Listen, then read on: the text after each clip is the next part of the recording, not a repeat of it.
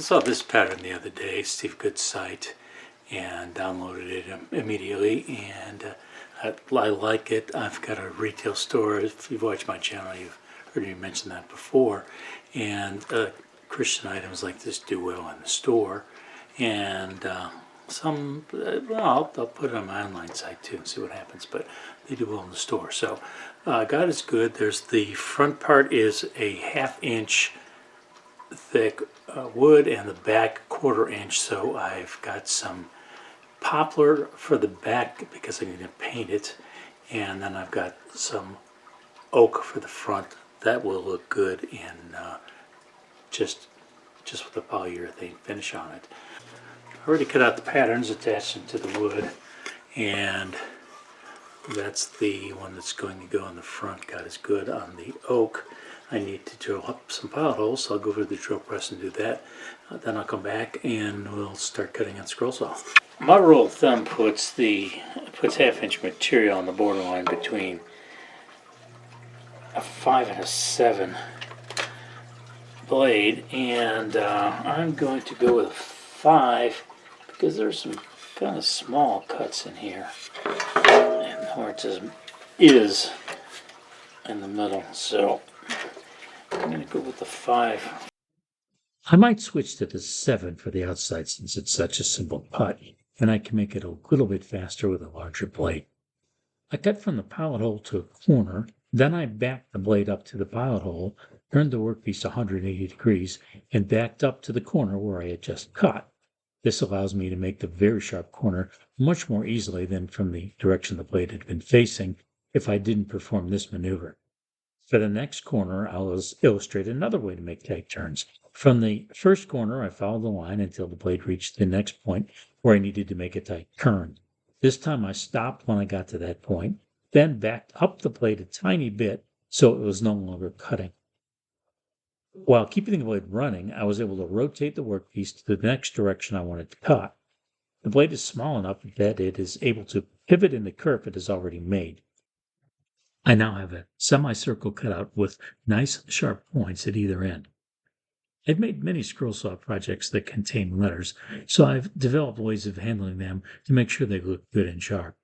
For most patterns, I cut right on the line, but for letters, I usually make it a practice to cut on the inside of the line. This way, for letters like an O or an A, there is less danger of cutting too far and having a piece fall out to create a gap. It wouldn't have happened here on the S shape, but to stay in practice, I carefully cut the 3 sections of this letter by staying on the inside of the lines. I cut the second semicircle just as I had the first, and then the word is was complete. I moved on to make the rest of the inside cuts. My usual procedure here is to cut from the pilot hole to a corner with a 90-degree or other sharp turn.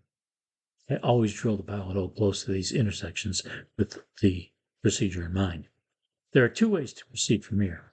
First is to cut to the corner, then back the blade up to the pilot hole in the curve you just created. Then you spin the workpiece 180 degrees and back the blade into the corner.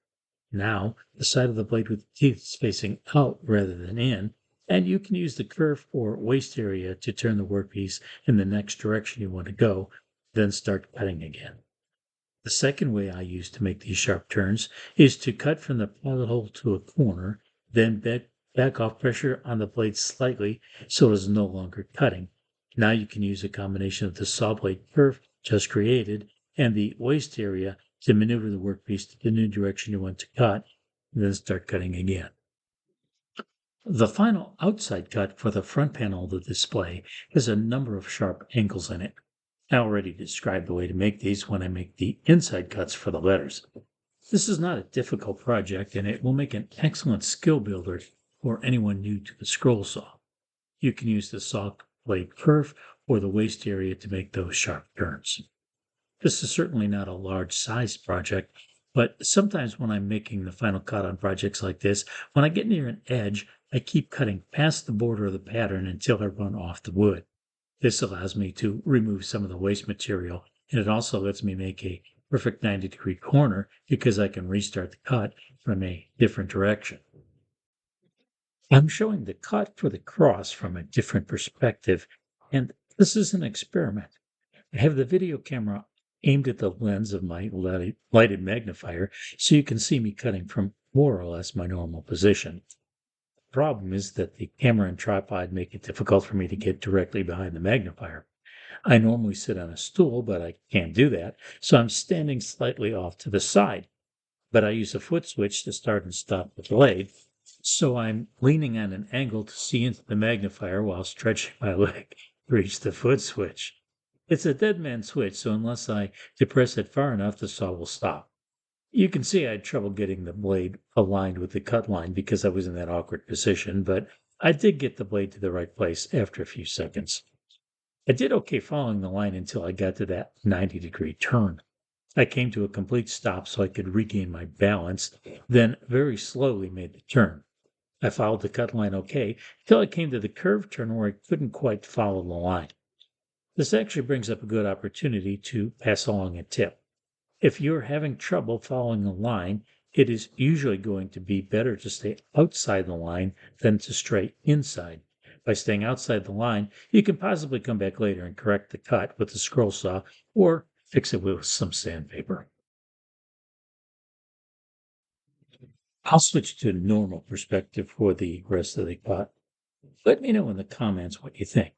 Should I work on finding a better way to record through the magnifier? Or does seeing this from the side work better? My goal is for these videos to be entertaining as well as educational. Any other suggestions would be welcome as well. I've actually the wood paint works on these crosses, but spray paint has a tendency to raise the wood grain. So I'm going to use some 400 grit sandpaper to smooth these out a little bit before I glue on the tops. I put these on a sheet of wax paper to protect the backs of the crosses from getting scratched by the sawdust pretty much embedded in the mat on top of the workbench. I used a bottle with a small tip to apply the glue to the back of the God is Good layer and used my finger to spread it around. You want to make sure to get glue all the way to the edges so the two pieces can't later separate as the wood expands and contracts with changes in temperature and humidity. I carefully lined up the pieces before pressing them together.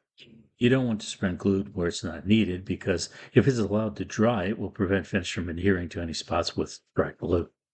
There are plenty of clamping options, and I chose spring clamps for this project. They provide enough direct downward pressure and are easy to apply and remove. I did not use F clamps because while you're tightening them, the circular motion of the pad has a tendency to move the pieces a little, and that can ruin the alignment. It looked like 4 clamps was going to be sufficient, so I didn't add any more. Once I had these all clamped, I took them to the finishing room. It's at the other end of the basement, so sawdust invasion is minimized, and that would be the next stop after the clamps were removed anyway. Finish is going to be several coats of warm satin spray polyurethane. And that's the completion of another build. This would be an excellent project for a beginner as there are only a few inside cuts, and it provides a perfect skill building exercise with a beautiful home decor item as the result. I'd appreciate a like if you could subscribe if you haven't already done so. A suggestion for the next video to watch is on the screen. I know you'll enjoy that one as well.